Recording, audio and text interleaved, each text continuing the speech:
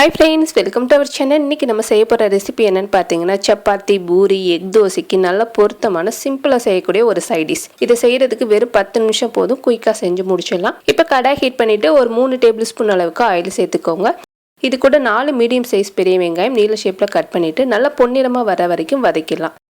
இப்போ நல்லா colour change ஆயிடுச்சு. இந்த டைத்துல 1 இன்ச் அளவுக்கு இஞ்சியை துருவிட்டு சேர்த்திருக்கேன். இது கூட துருவுன தக்காளி ஒரு 2 மீடியம் சைஸ் தக்காளியை துருவிட்டு சேர்த்துக்கோங்க. சீக்கிரமாகவே வதங்குறதுக்காக நான் துருவிட்டு சேர்த்துருக்கேன். இது கூட 2 உருளைக்கிழங்கு அதையும் துருவிட்டு சேர்த்துக்கலாம்.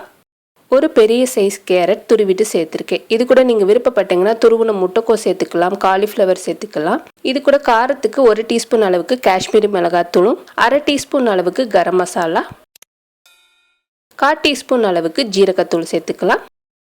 காய்க்கு தேவையான அளவுக்கு உப்பு சேர்த்துட்டு இதை நல்லா சுருள வதக்கிடுங்க.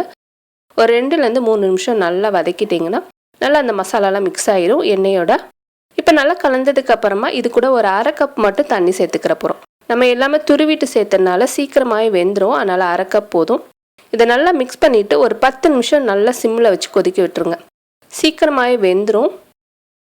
சிம்பிளான ரெசிபி இது, குயிக்காக நம்ம வேலை முடிஞ்சிடும். கண்டிப்பாக ட்ரை பண்ணி பாருங்கள். சப்பாத்திக்கு நடுவில் வச்சு கொடுக்கலாம், அதே போல் தோசையோடு வச்சு சாப்பிட்றப்ப நல்லா டேஸ்ட்டாக இருக்கும். இதுக்கு மேலே கொஞ்சம் கொத்தமல்லி சேர்த்துட்டு நம்ம இறக்கிடலாம்.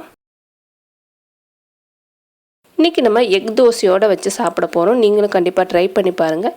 இந்த வீடியோ உங்களுக்கு பிடிச்சிருந்துச்சுன்னா லைக் பண்ணுங்கள், ஷேர் பண்ணுங்கள். மறக்காமல் நம்மளோட சேனலுக்கு சப்ஸ்கிரைப் பண்ணுங்கள். தேங்க்யூ.